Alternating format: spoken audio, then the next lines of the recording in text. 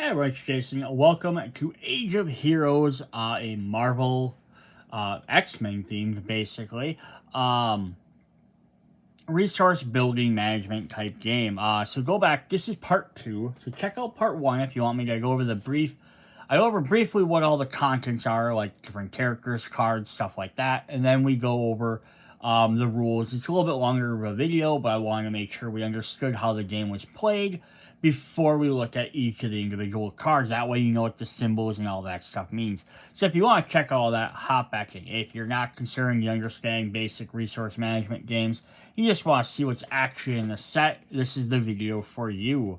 Yeah, so we're going to just hop right into this. So we're going to start off with one of our player boards. So we start with Cyclops and Jean Grey.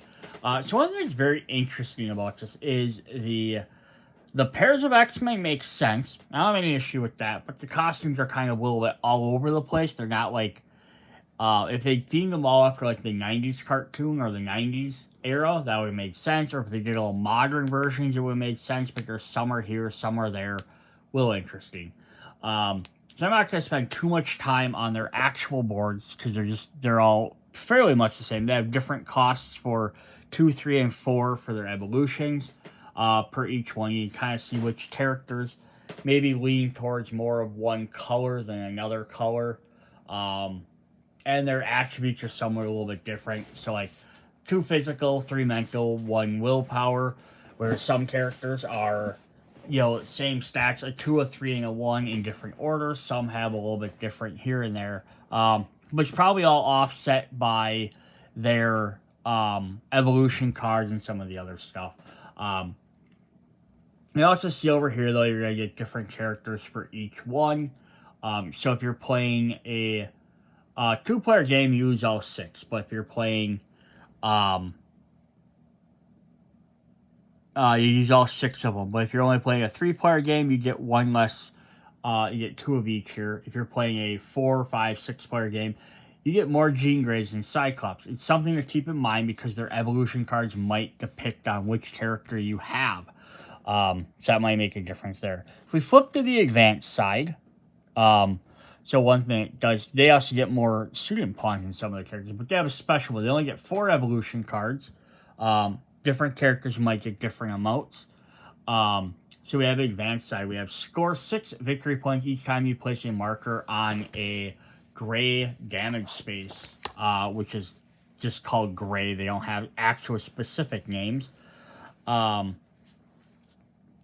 So as you can place a marker, there's already an opponent's marker, and you can place a marker on a gray space that already has an opponent's marker on it, and none of your markers. So you can't stack up yours multiple times, but you can, you know, hit somebody else an extra time with theirs. So that's pretty cool. So we're gonna go ahead and look at their evolution cards then, and their little standees. We have their standees here. Let me actually move this box out of the way quick. I'm just going to hold these up. Usually I use a little thing for them, but there are their little standees. Kind of action poses, fronts and the backs, which I really love. Also, you note that on the back side, you can see that's where the thing is, sticker is kind of printed. So like the front side is very smooth. The back side has the actual image. So watch when you're putting these away that you don't scratch the back sides. Because that's right. And then the stands just kind of, they just snapping out pretty easy. They might start scratching the back a little bit, but hopefully their legs are all not really in the way. So we'll set those 2 up there. And then we're going to just kind of bounce down a little bit here. Oh, make sure my camera doesn't fall off. And we'll look at their evolution cards. So on the back of their evolution cards, they will have the 2 characters. Their images kind of link together a little bit. You have to overlap them. But we don't always have the same number. We have 10 total cards, but there are 5 for each of these characters, but that's not always the case. Sometimes it just breaks down what they have for miniatures. We have 3 of each, so it kind of works. So for Cyclops, I'm actually going to set these guys back down here so we can just focus on these cards. And get these zoomed up a little bit better. So they do have numbers on there at the bottom. That's just to help keep track of which ones you have. So if you're ever trying to figure out if I'm missing a card or not, oh, we have cards, blah, blah, blah. If they say recommended, it is what is recommended if you're playing the basic side. If you're playing the advanced, then use that number on the bottom. So if I'm playing advanced, I only get to pick 4 of them. Otherwise, there should be 4 recommended cards in this set, 2 for each character. So it says Optic Blast. This card can only be in evolution space 3 or 4. After assigning Cyclops to a mission tile, reduce the cost of the action you take there by 1 of any resource. Nice. So he gets to reduce his mission costs. He has Veteran Warrior. After assigning Cyclops to a mission tile, gain 4 VP. So you can kind of see he's going to be used a little bit later. Then now in the top bill, I'll say optional. He has Field Leader. At the start of the mission phase, before the first exec spake activates, pay 2 to reassign Cyclops pawn from 1 exec mission tile and reduce the cost of the action you take there by 1. That's right, he gets some extra bonuses. Unleash potential after assigning Cyclops to a mission tile. Pay 3 red, assign the same Cyclops pawn to a different space on a mission tile and reduce the cost of 1 action there by 1. And his final one is Telepathic Bond. When assigning Cyclops to the extraction zone, pay 1 yellow, perform an extract effect of space with a Jean Grey pawn on it instead of the extract effect on the extraction zone.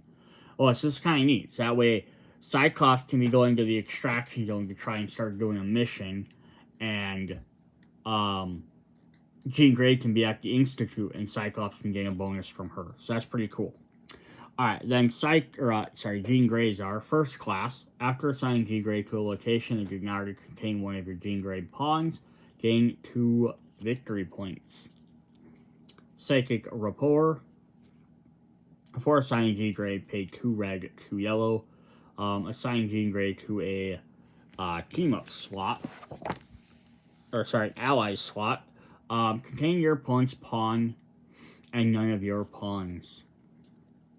Then she has her other ones. Telepathy can only be in space 3 or 4. After you gain any yellow, gain 1 additional yellow. Telekinesis. After assigning Jean Grey, pay 2 red and a yellow. Reassign any one of your pawns from that location to a different space on the same location. And finally, we have Swimming Rag. After assigning Jean Grey to a location that contains at least 1 Cyclops pawn, gain 2. It's kind of neat to have some that work better together. But then you see where they're recommended. And obviously you're playing, if you are playing the non-advanced side, you can always use any ones you want. They just say these are the recommended ones. Because using this one, if you're, especially more, it won't matter if you're playing not even higher advanced side or not, but if you're playing with less players, where you only have 1 Cyclops versus having 3, it's going to be harder to use those. So that's pretty cool. Alright, that's our first one. Our next one up, and I'm not going to zoom this all the way back out for this, is we have Kitty Pryde and Lockheed. So she has all 2s down the center. Her things are a little bit more spread out. But she has 5 of her and 1 Lockheed, and she only gets 3 students. Her special ability is score 6 victory points each time you place a marker on an orange space. And she gets 4 cards as well. So, yeah, here's her Lockheed. Who's a lot bigger than he probably should be. And there's Shadowcat, Kitty Pryde. Phasing through a door. I think it's kind of cool because it does show off her power. But again, it's also sort of odd because there's no other character that has like a background behind them. Just kind of that odd little thing there. That's alright. Then if we look at their cards, we have phasing for Kitty Pryde. It says recommended and optional. So optional means you don't have to do these all the time. It says before assigning Kitty Pryde, pay 4 red and 1 yellow. Assign Kitty Pryde to a basic action with an opponent's pawn and none of yours. When activating this ability, reduce the red cost of this ability by its evolution number. Cool. So if you place it in the first slot, it's going to cost 4. But if you place it on 4, her 4th slot, it'll be 1 yellow. So basically, the later you place this, it'll be cheaper to use. Heart of the team. After assigning Kitty Pryde to a recruited ally slot, gain a recruitment bonus for that ally. Strong bonds. When an opponent assigns a hero or a student to a recruits or an ally spot, you gain 2 victory points. Shadowcat. Start the Institute gate. At the start of the Institute phase, pay 4 red. Take the first player for the first player. Before the first player assigns their turn, assign Kitty Pryde pawn. So she basically just jump in front of everybody. So that's kind of cool.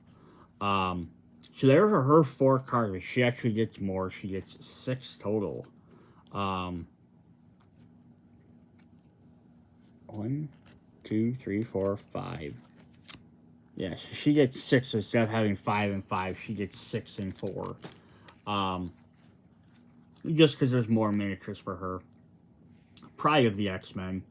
When assigning Kitty Pryde to the Headmaster's office, your first card you draw, you may reveal cards from the Institute deck one at a time until you reveal an ally. Draw that ally, put all the revealed cards in the discard pile. She's really focusing on playing allies. And welcoming committee. When assigning Kitty Pryde to the Extraction Zone, pay 1 blue. Perform the effect of the space with Lockheed on it instead of the effect on the Extraction Zone. So team up with Lockheed. Then Lockheed, the dragon, is going to get diminutive. Before assigning Lockheed, pay 2 red. Assign Lockheed to a space containing Kitty Pryde. Loyal Companion. After assigning Kitty Pryde, pay 3. Assign Lockheed to space at the same location.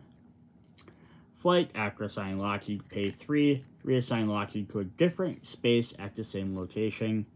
And then finally, we have Mascot. After assigning Lockheed to an ally, gain 4 victories points. So that's pretty cool. Very interesting how they play very differently. Up next, we have Jubilee and Wolverine. So again, like his brown costume, which is like, I know he did wear it later on, but it's, more reminiscent of older times. And then her when she became like the vampire type era. But they have 4 physical, but then they have 1 mental and 2 willpower. And they only have 4 slots as well for evolution cards. 1 Jubilee and 2 Wolverines. And then if you play a higher level, you get more Wolverines. Their special ability is score 4 each time you would assign Wolverine to a team-up card. So the other 2 get extra points for playing damage. This is for doing team-ups.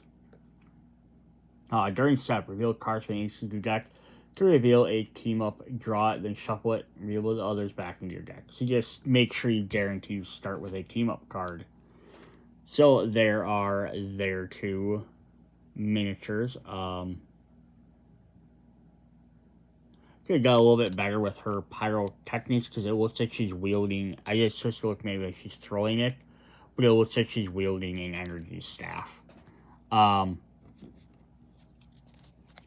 that's kind of how it's supposed to look there, like she's swinging it up. Alright, Wolverine has Adamantium Claws. After assigning Wolverine to a team-up, gain 1 resource. Berserker Fury. After assigning Wolverine to a team-up, pay 3 red, assign that pawn to a different location. Or different team-up card. Healing Factor, can only be in space 3 or 4. Start of the round. If your red is at 2 or lower, set it to 3. If your red is at 4 or higher, gain a resource. Weapon X program, before reassigning Wolverine to the X-Jet, pay 2 red, reassign Wolverine to a team-up containing an opponent's pawn and none of yours. Mysterious Past.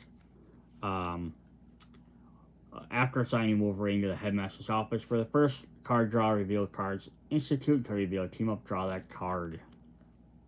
And then his 6th one is the best there is. When assigning Wolverine to the Extraction Zone, instead of performing that space effect, gain 4. Cool. And then Jubilee. You got 4 cards per her. She has Better Together.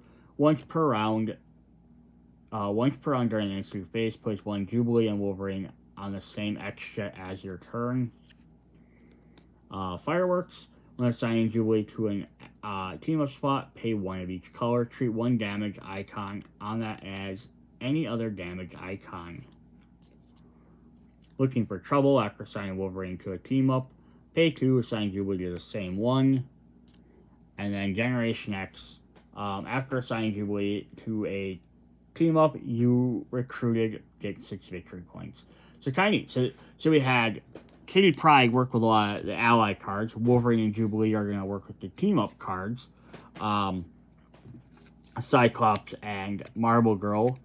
We're kind of all about, like, the Cyclops wanted to be out on missions doing stuff, and Jean Grey kind of wanted to hang back and do stuff at the base.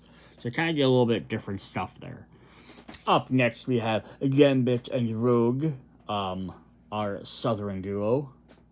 Probably the team I'd play as first. 4, 2, and 2, 2 and 1. So you get a little bit mixture there. So by the time you get 3 players, you have 2 of each, but they only get 2 allies. But they have score 60 each time you place one on a purple space. So we have 1 for each. But they get 5 evolution cards. It's also something interesting to note. The other characters so far have all only had 4. These 2 get 5. So they get an additional evolution card to use. And there are their cards. And I like how everyone's kind of in an action pose, except she's just kind of strutting her arm. Posing that way, showing off some muscles. I love that they did the backs, though. They could easily have not done that, but it's so great that they did. Alright, so for Rogue, we have Steel Strength. After assigning Rogue and collecting any tokens from that space, gain 1 additional resource. She has Powerhouse. Start of the round, score 3 victory points. Then take 3 1 tokens and place each on a different space. Interesting. So you gain 3, but then you take 3 single ones and place them on different spaces. So that way they're kind of getting spread out, so you're not really gaining them. When playing another Rogue Evolution card, first spend 1 blue and 1 red.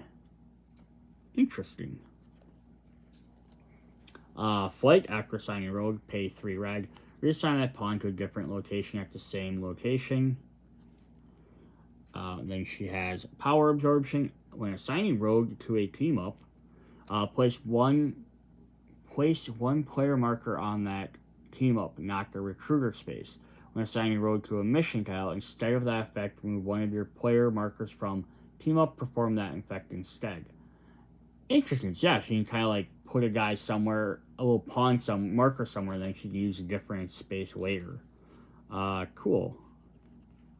So her 5th one is Absorb Memories. After assigning Rogue and collecting any spaces, gain 1. So yeah, she's kind of being all about gaining additional resources.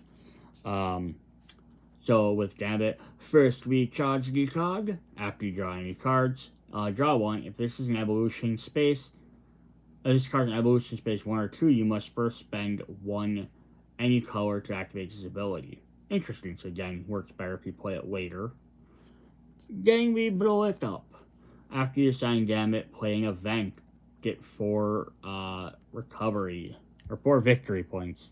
Cunning, when assigning Gambit, and taking the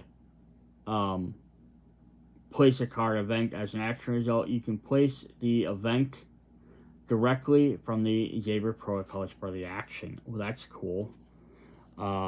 Ace up your sleeve. After assigning Gambit and taking the play an event as an action result, score 2 VP. Then take 2 VP tokens and place each on 2 different spaces. Interesting. So it's another mechanic like that. Like they're gaining victory points, but then they're putting victory points back out on the board. So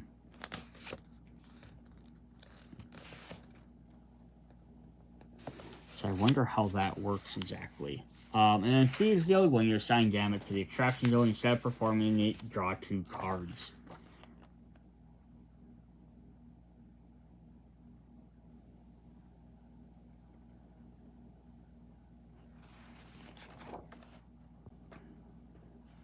Alright, so just says in the rule, it says, some effects place tokens on the board. action spaces. When a player assigns a pawn to the action space with one or more tokens, they kick all the tokens in that action space and resolve their effects before resolving it. Yeah, so both of these characters have effects that they gain victory points and then they put the same amount back out. So they're not, in general, gaining any, but it also means that they could gain that too and then jump out to them other spaces. Like, hey, I know I'm going to go here and go here, so I can kind of, or maybe use that as incentives for other people. Like, hey, I really want this one that's going to get me 6 red power, or six cubes or physical power. So I'm going to go ahead and put a victory point token over on this other one that's going to give someone 4 yellow, because then maybe they'll, on their turn, they'll be more apt to go towards that. So it's kind of an interesting strategy. Then they get to kind of manipulate cards. It's very, very cool, different effect. Alright, our next team up is Forge and Storm. Alright, yeah, more modern Storm costumes. So they have 4, a 2, and a 1. They also have 5 spaces. But again, like the other ones, if you're only playing a higher level character, you're going to get less Forge cards than the other ones. So they have score 6 each time you place one on the green one. So we have 1 for each color, and then we have Wolverines, and then you get for placing stuff on team-ups. So there's a lightning bolt. He's just standing there. I kind of wish he had his gun up in the air. You know, they're also not always the same size proportion. That's the only other thing. It's kind of weird about this. They could have made them all the same size proportion, but it's nothing to get too upset about. Alright, what does Storm get to do? She has weather control. Before assigning Storm to the Institute phase, move 1 student on the Institute board to a different space in the same location. Assign Storm to that location. Team Leader, after assigning a student, pay 3 red. Assign Storm pawn to a different location. Different space at the same location. Goddess, after assigning Storm, get 2 VP per student at that location. Loyalty, after assigning Storm, if that location contains at least one of your Forge pawns, gain 2 victory points. Patient Teacher, starting around, pay 4 and 1 blue to gain a student pawn. The only character so far can just gain a pawn. So she has 6 cards. She also has Flight. After assigning Storm, pay 3. Assign to a different space at the same location. Then we have Forges. He gets Quartermaster. Can only be based on space 3, 4, or 5. After assigning a student, gain 2 victory points. Workshop, gain 3 student capacity. Oh, that's cool. So they can then have up to 5 students. Support Staff. Before assigning a student, pay 2. After assigning it to a mission or the extraction, assign a student to a mission tile or the extraction zone this turn. Cool. And then Tech Support. After assigning force to the extraction zone, instead of performing the effect of the extraction zone, gain 3 yellow. So that's kind of cool. So they get to play around with the student things. We have, each different team has very different stuff. Alright, then our last hero is not a team up, but it is a Magic herself. Magic Ilyana Rasputin, who has 5 slots as well. Look at that. She has to pay right away for her second one, the other ones don't, but she has to just pay any random colors. But she only has her 6 spawns. On her other side, she has, when you take the play evolution action, you can play 2 instead of 1. So she gets to advance a little bit quicker than everybody else. And they have her coming out of her stepping discs with her sword. It's kind of funny that they made her sword glow in here, but then it's not on her cards. It just has a regular soul blade. Then here they made it glow.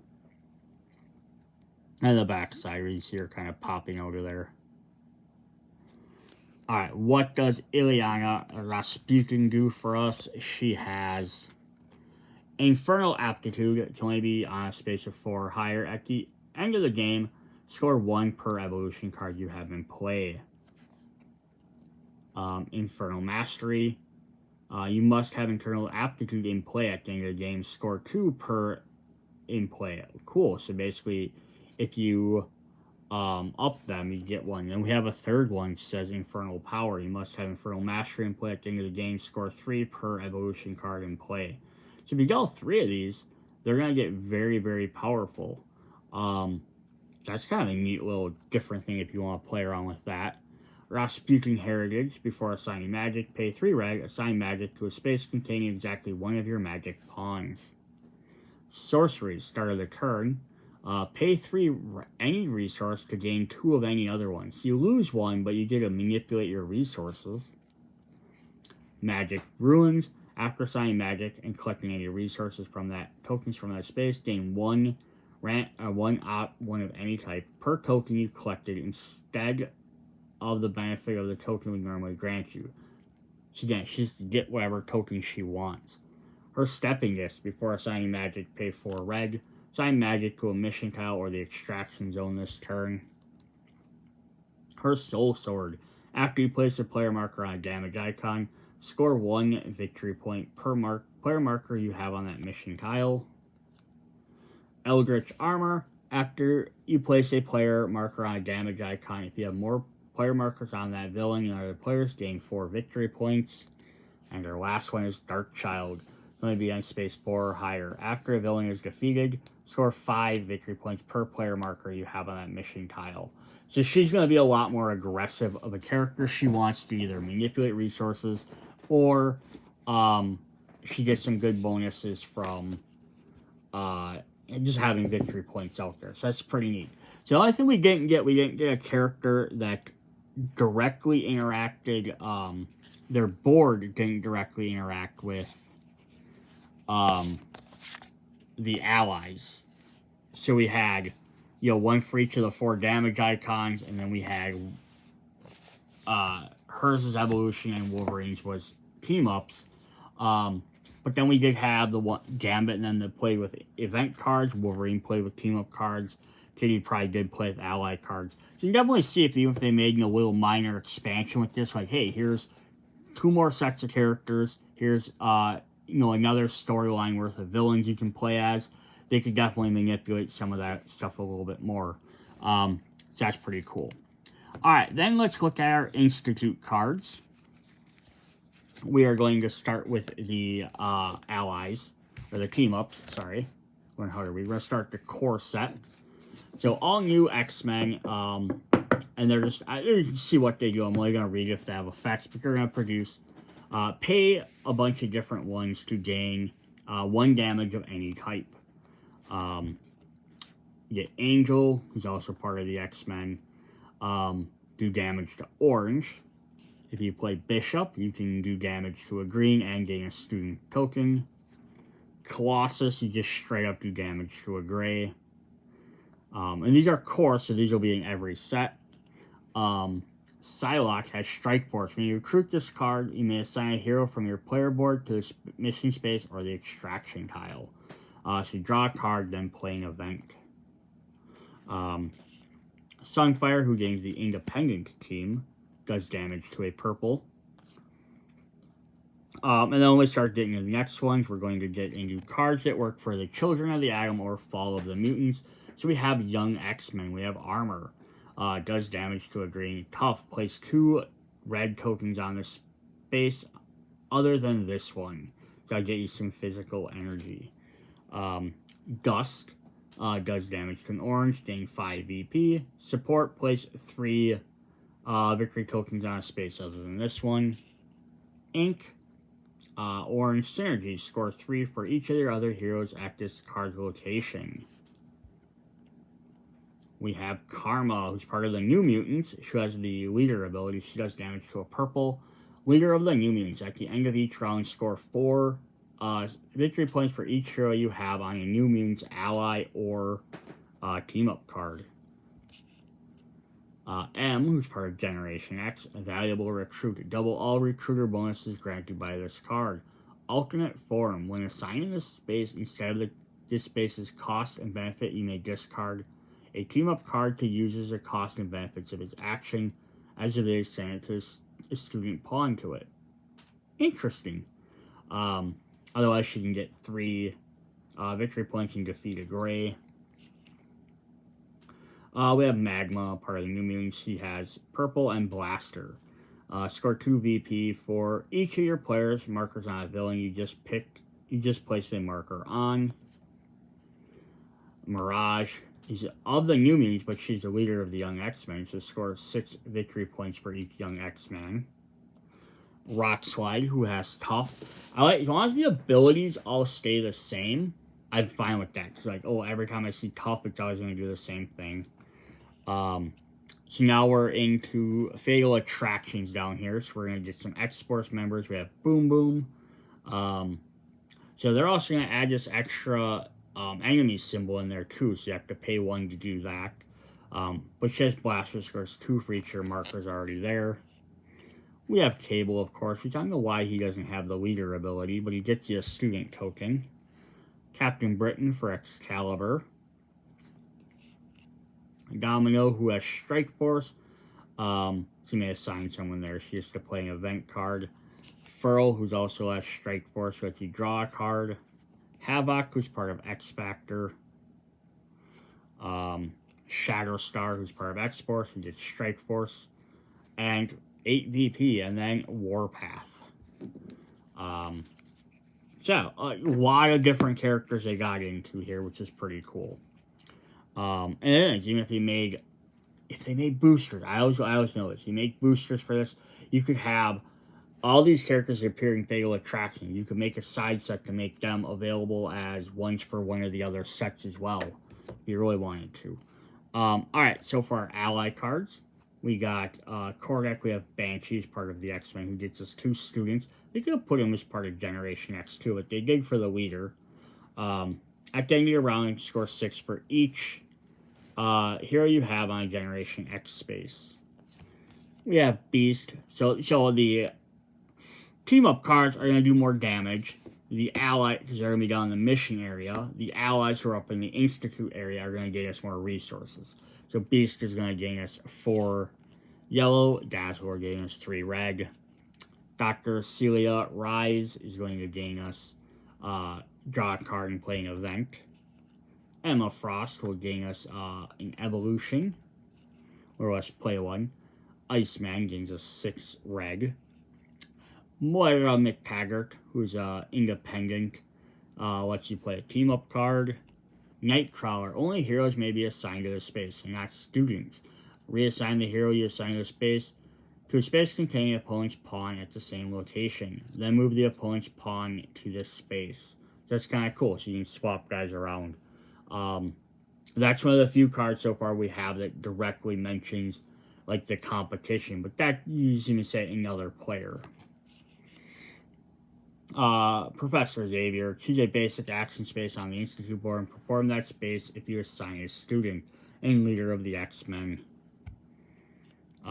We have Sage, who's our last one. She gets you to play a team-up card. Or an allies card, sorry.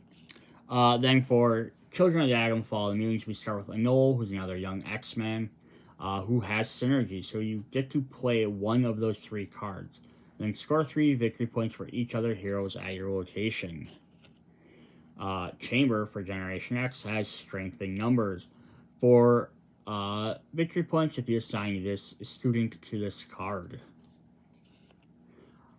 Cypher of the New Mutants has Rapport. Place 1 of your markers on this card. Discard all opponent's marker from this card. Score 2 for each of your markers on this card. Cool. Husk has Tough. Mondo. Return up to 3 students from your player board to your supply. Score 6 VP for each. Nice. Pixie has Young X-Men. His Inner Strength. Place a blue token on a space other than this one. Sting has Support. Gets you 3 victory points to get placed around. The Stepbird Cuckoos have Telepathy. Or Telepath. Place 1 yellow token on a space other than this one. We have Sync. Choose an ally On the Institute board, perform that space effect as if you assigned a student, and then he has synergy as well. And our last one for this set is Wolfsbane, who has valuable recruit and alternate form as well, which you've seen earlier. Then for Fatal Attractions, we're going to get into X Factor. So I'm not sure why they have him as part of X Factor. He's definitely X-Force. X-Men, I don't know if he's ever been part of X Factor. I think they just messed that up. But yeah, you pay one of the villain tokens and you gain that extra recruit. Rapid Response. At the end of the mission phase, reassign heroes from this card to a mission tile, a team up, or the extraction zone. Megan for Excalibur, who has Shapeshifter. Choose the above effect or another ally at this location, then perform that space's effect as if you assign a student to it. Multiple Man gains 3 students. Place 3 tokens with a support ability. Rachel Summers, who has Telepath. Polaris, who has Synergy. She also has Child of Magneto. At the start of each round, place a Magneto or villain token on this card. Quicksilver, who has Speedster. After his illness action, may reassign a hero or a student from your player board to another action space. And he also has Child of Magneto. So definitely sure that could be interesting. Add like the Avengers set, you could get you could have like Quicksilver in there as well. You could have Scarlet Witch in there, or just have to make an X-Men expansion. Richter, who lets you have the movement or first place position, turn order. Siren, who has rapid response. Strong Guy for X Factor, who gets tough. And Sunspot for X-Force, who has rapid response as well. So those are all our different character cards. And then let's look at our core deck event, our event cards. We have 2 copies of Extra Effort. Return one of your heroes to your player board. Then assign a hero or a student from your player board to an open space on the Institute. 2 Fastball Specials. Assign a hero or student from your player board to an open space on a mission or ally team-up spot. 2 copies of Found Family. Place a player marker on top of another player's in a recruiter space. When an opponent assigns a hero or student to that space, you also gain that recruitment benefit. 2 copies of Mission Prep. Gain any resource. Each other player gains 1. So yeah, you can see where this definitely works with the team-up side. 2 copies of Secondary Mutation. I'm just checking to see if we have 2 copies of everything. We do. So there's 2 copies of all of these, so I'm going to stop saying that. Playing Evolution card. Show of Force. Now, these do also have different numbers on there, so 27, 28. So, they're the same card. You'll know that they're how to keep track of if you're missing one. Gain 2 students and may exchange up to 2 pawns from your player board with hero bonds taken from the Institute board. Team building exercise with you playing ally. Unlikely allies. Assign a hero from your player board to a space that has an opponent hero on it. Tactical adjustment. Choose an action space that has any tokens on it. Claim all of those tokens. Advanced classes. Place up to 2 heroes from your player board on open spaces on the X-Jet. Graduation Day. Return up to 3 students from your player board to the supplies, going 6 VP for each one you return. Training exercise. Now again, these are falling into the 1 set. Place a team up. Assign 1 hero student from there to the card you played. Holiday Break. Remove 1 hero pawn from your player board and set it aside. This pawn cannot be assigned this round. Then score 8 VP. Clash with the Acolytes. So pay 1 of the villain tokens to gain 2 resources. Use this conversion up to 3 times. Reinforce the mission. Choose a location at the Institute board and take all tokens from that location. Small victories. This is interesting because all these have been X-Men except for this one, which is like showing a Hulk in the Thing. So hint, hint, maybe. Use your conversion up to 3 times. And then the last 2 cards are Shifting Loyalties. Move the Magneto influence marker on any location on the Institute board. You regain any blue you spent to place this, and you spent to place this card due to Magneto's influence. So that's a special thing with his rule. He gets this special Magneto token, which we'll get into more when we look at that in just a moment. Alright, so those are our heroes. Let's look at some of our villains and parameters. And I'm just knocking stuff over left and right down here. Alright, so first we're going to look at Children of the Atom. So I'm going to grab the Children of the Atom parameter cards. So we got 2 of them. They're the exact same thing. They're just so you can hang them out to players easier. During play, players may not assign pawns or place markers on the final test mission until the villain tile attached to it is flipped face up.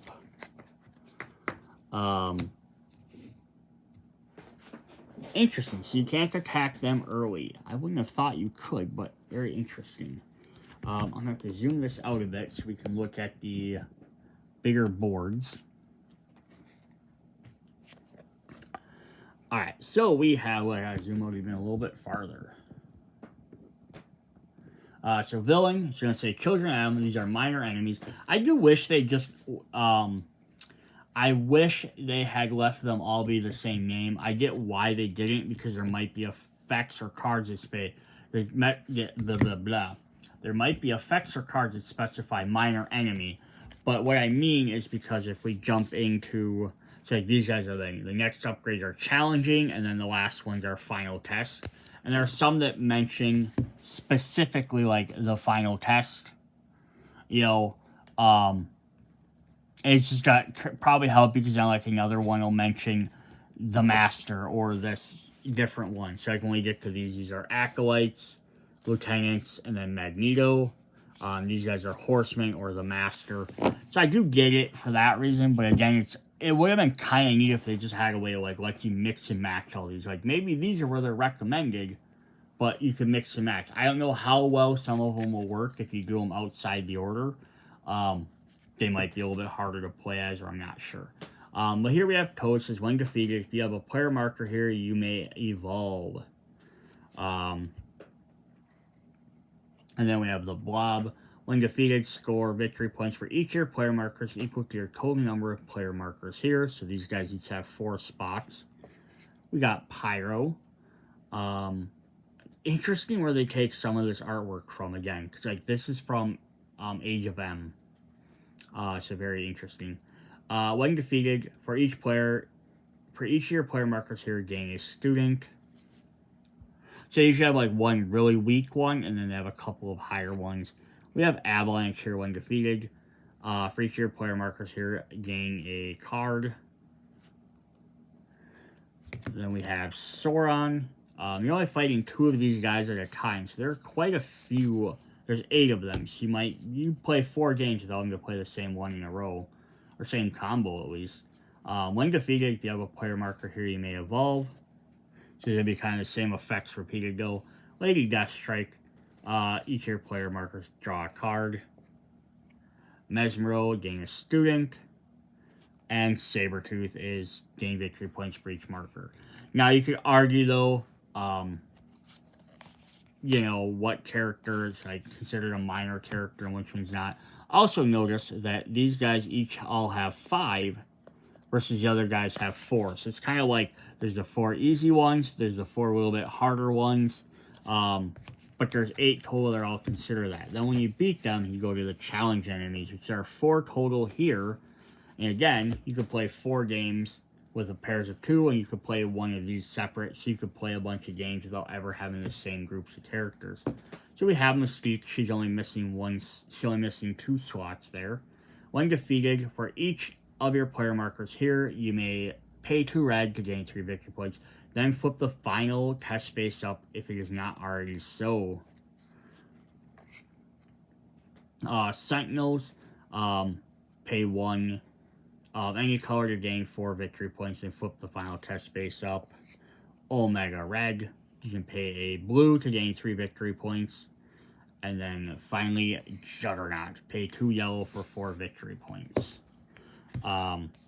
So before we jump in too far, is we do have their 2 different boards here, which are going to be the exact, not the exact same, which actually is kind of fun, right? So these are the 2 you're going to assign to your different enemies, your minor enemies, and then when you flip them over to the other ones, you'll do that. So you got to use for A and B. So it's Children of Adam, either Sparring Robots or Camp Haven, and it's supposed to be Children of Adam, you're at the Shiar Holograms or Muir Islands, your locations you're at. So yeah, it's, you know, different. These 2 are the same, different. These 2 are the same, these 2 are the same. So not too bad there. But yeah, that's pretty cool. We got all this different stuff. Now, I don't really like this whole puzzle piece thing, though. I think they, I mean, I get it. They kind of snap in there, and they have the gray for, like, these guys, the blues for the Fatal Attraction side. That's kind of what the idea there is.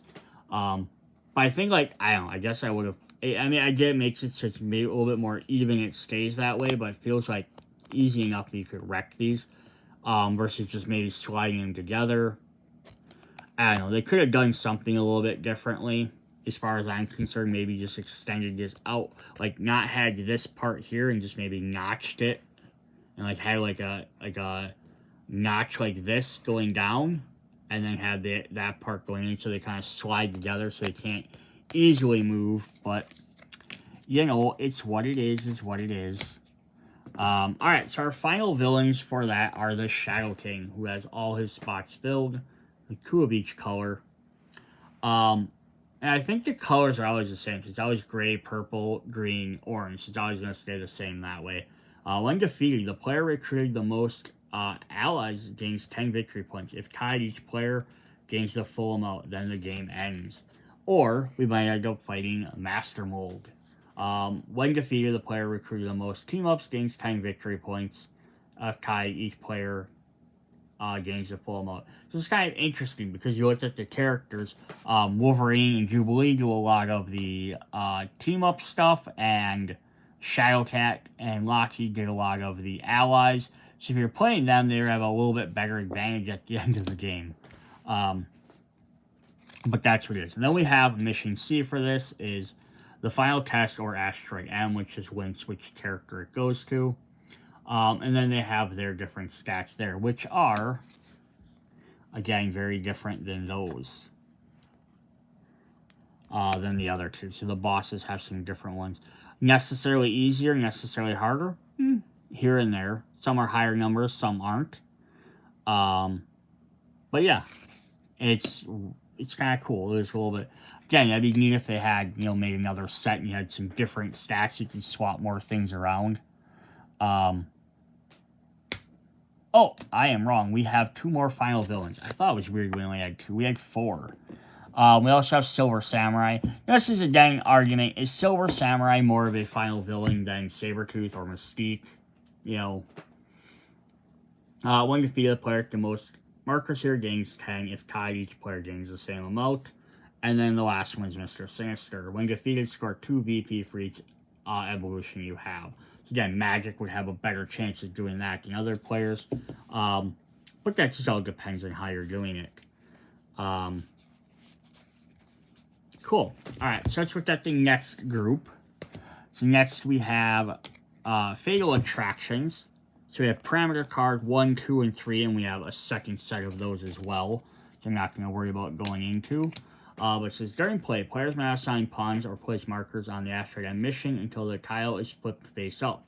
To assign heroes or students to any action space containing Magneto's influence marker, players must first spend 2 willpower before placing the pawn. So this will be going around on the board. Wherever it is, they have to pay 2 extra blue. Set 2, if the location with Magneto's influence pawn has no pawns, place 1 villain token on each of the location's action tiles, spaces, and allies. Remove from play any ally that has 2 or more villain tokens. Turn any villain token on the ally to the supply. The allied recruiter takes 2 villain tokens from the supply. Move Magneto's villain influence marker to a location determined by revealing and discarding 2 Xavier Protocol cards. So, okay, basically what it's going to do is if it has no pawns on there, you place a villain token on there, there's 2 you get from. So you're going to slowly be getting rid of stuff or making you have to spend more to recruit cards. And all you do is you this. If you get two of one, you get cerebrals. It'll tell you which one you do. End of the game is when the mission is destroyed. Alright, so our villains. So our minor enemies in this one are, of course, the Acolytes. So we have Civic Seneca. This is when defeated. For each of your player markers here, score 5 victory points, and you may pay 1 villain token to gain a random any recruit. So these guys all start with 5. We have Carmilla Unicyclone. For each of your player markers here, gain 1 student and score 5 victory points. Amelia Voight. When you have a player marker here, you may have playing Evolution. For each of your player markers here, score 5 victory points. And we have Delgado. Delgado? I'm not sure. For each of your player markers here, draw a card and score 5. So you defeat those 4. So the other one we had 8. This one we only get 4. So it's kind of like we don't have as many options on what to do. We'll replace each one of them with a lieutenant as well. We're going to get Fabian Cortez. For each of your player markers here, you may score 5 victory points, and you may pay 1 to gain 6. Then flip Magneto face up if not already so. Colossus, because of course during this time, Colossus joined Magneto for a while after, which is very interesting because it was a time when Ileana died, so the fact you can play Ileana against us is sort of interesting as well. For each of your player markers here, score 5 VP, then you may pay 1 to gain 6. Exodus, of course, his big henchman. Defeated, score 5, you may pay 1 for 6. So it looks like they're all basically the same. And then Frenzy has the same thing as well. So yeah, all 3 of them have the exact same effect, which is interesting. Really neat if they had some different stuff, but it's alright. So then we only get 2 for this one. We get Magneto as the mutant savior. When defeated, each of your player markers here, you may perform the following actions up to 2 times. Pay 1 villain token, 1 blue to gain 10 VP, then the game ends. Or we could fight off against Lord Magneto. You can pay 3 to gain 20. And I look at stats are the same on both cards, so it's really a difference of how the end victory is. So that's kind of a bummer there. They should have given them different stats. Otherwise, why does it really matter which one you're fighting against? If they have the same exact victory points. Because this, you only get 1 tile for this. This is always going to be the same every time, too. So every time you fight Magneto, you're going to be fighting the exact same guy each time. So I wish they would have changed that up a little bit. But, it's what it is. Alright. Then our last one is we have Fall of the Mutants, which also has a 2 set of parameter cards, and we get double sets of that. Damaging a Horseman. To place a player icon over the damage icon on the master. Villain card, players must first pay additional resources equal to all the combined resources, emotes, and all Horseman tokens still present on Horseman tiles. Place a player marker over the damage icon on the master. So this is interesting because you play with the other ones, you play with the other cards, the final guy face down. You have to defeat the lower enemy, then the mid one, and then you reveal the boss basically. When one of the bad guys is defeated. These ones you play with all 4 horsemen already out. And then you also play with Apocalypse already out. So it does change it up just a little bit. Then the other little thing is in here is, says, randomly place 1 horseman effect marker on each institute card on the Horseman's villain tiles so that the markers cover their effects as much as possible. Attach one random master villain to the master and place it up. So you're going to place a hero card on there, and then you're going to place one of these character cards. So you draw 2 team-ups and 2 allies, and you reveal them, place them on there. So they're kidnapping, basically showing who are the horsemen for this game. So it's interesting, because instead of playing like specific ones, you're playing as Pestilence, War, Famine, and Death.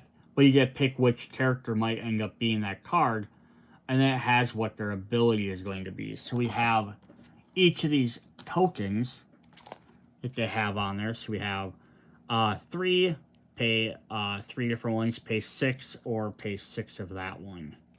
And they're double-sided, of course. So it says to place a player icon on the master, players must first pay an additional resource cost equal to the combined amounts and all horseman tokens still present on their tiles. So until you defeat them, they're going to be a pain to beat, because you're going to have to... So before you could attack Apocalypse, you'd have to do 9 red, 8 yellow, and 4 blue. And then as you defeat the horseman, you can slowly get rid of those. So defeating a horseman, whenever a horseman villain tile is defeated, remove the horseman token on it from play. Player who placed the player marker on the horseman places ally team up from that card in any open space of the type and becomes a recruiter. Discard from the open spaces. The game ends when the villains. So you do not have to defeat all of the horsemen to take out Apocalypse, but it does help. So they just have 4 stats up here, and then they have their little tiles. We'll get those in a second. So they just have 1 of each damage type, but they're just going to show which one cards go on there. So Famine gets team-up cards, and Pestilence also gets team-up. Horseman gains Death, and War also gains Death. And then they have the same... They have slightly different numbers on them as well. So that's kind of nice. Just that way they're not all the exact same characters. So it's like 6, 6, 6, 10 against 15, 15, 15. He's 19, 12, 12, 12, 16, and then 9, 9, 9, 13. So each one has a better symbol for each one, which is kind of cool. Is Death the... Nope, Death is not the last one. So that's kind of cool there. So if we look at Apocalypse here quick, they get their horsemen. So as to say, follow the mutants fighting the horsemen. So they have their different stats there for each one. So you can see they're going to have different ones for each and every individual character. So that's definitely... Again, you can swap these around each time, so you're not always fighting the exact same versions. Because unlike the other games, or the other 2 stories where you get to flip around to different villains, you're going to be fighting the same one every time. Just the difference is what the name of the character might be. But it also removes that character from the deck. But now look at this. We got Apocalypse here. He has 43, 36, 49, 35, so he is done. But he has a continuous ability. It says... until defeated, at the end of each round, each player must pay 2 red or lose 6 VP. When defeated, the game ends. So he has a constant ability on. If you want to fight the N Sabanur version, he has 2. Playing evolution, you must first pay 1 of each color for each evolution you already have in play. If you play against the father of the Arakraki, at the end of each round, each player must pay 1 blue or lose 6 VP. Or if you play against the Lord of the Akaba, each player must pay yellow or lose 6. It's very interesting because each one's a little bit differently. Plus their victory points are different for each one. They kind of work the same way as the horsemen. Yeah, like this one's a little bit less on that one. This one is a little bit... These 2 are a little bit less on those. We have a little bit less on them, and the top ones are the same. So it's a little bit different on each one. And then he has his 1 tile. Again, this would have been kind of cool. Same with the Magneto one and the other ones would have been if they would have had 2 different ones. So you had some different options to flip between. And again, that could have been easily solved as just making this opposite, flip this over the other direction. You can still slot it in there. That would have been easy as making these double-sided with different tokens on there. But that would have been kind of cool as well.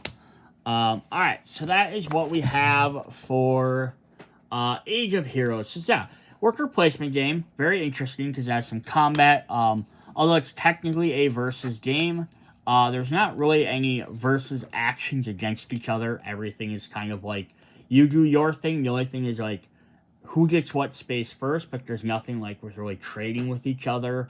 There's nothing about, attacking or really hurting each other. There's like a couple of cards that might move someone else's token.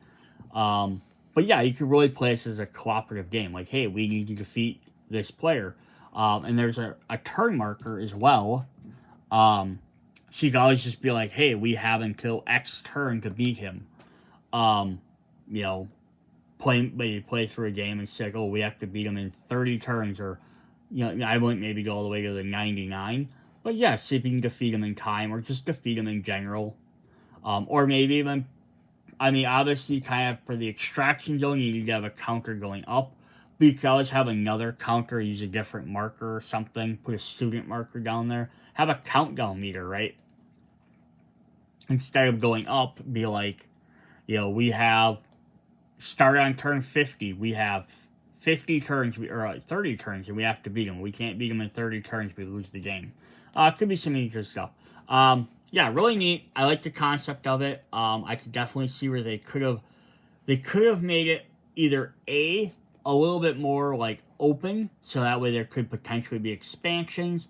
So you could add some more. Like again, you could have a mini expansion with like 2 more sets of characters and like 1 new storyline, couple new cards. Maybe a few more core set cards. And then like, that, or you could have just like, and I know they don't do these in board games, but God, I wish they did, is you could even have just like an additional expansion of like, hey, here's an add-on with like, here's some more villains to add to each set. Like, here's, like, obviously the Horseman might not change, but maybe here's a new Apocalypse, here's a new Magneto, here's like a new Acolyte, here's like 2 more of his lieutenants. Same thing with the common enemies, you can add some more that way. Or just do another game. They had a way to make it a little bit more viable to like add like Avengers or Spider-Man. Again, you could mix the core decks. They made another full game with Avengers. You could have the 2 different core decks, and then you play like the Avengers core deck mixed with X-Men allies. It'd be kind of a little bit interesting and different. Could be that. The other direction they could have went is leaned a lot more into thematic. Instead of having that combined deck with 2 different character cards, they really could have leaned super far into like each game was its own thing. So you have 3 fully separate games that played very differently. It's like the Apocalypse one plays different, like the Horseman stuff. They could have made the Fall of the Mutants and the Final Attraction play differently than each other. The only thing that's different is Magneto's token and the add of the enemy icons. They could have made something to make them like very different. But that's alright. This is definitely an interesting looking game. Hope you guys enjoyed the video. Hit me up in the comments. See you guys later. Bye.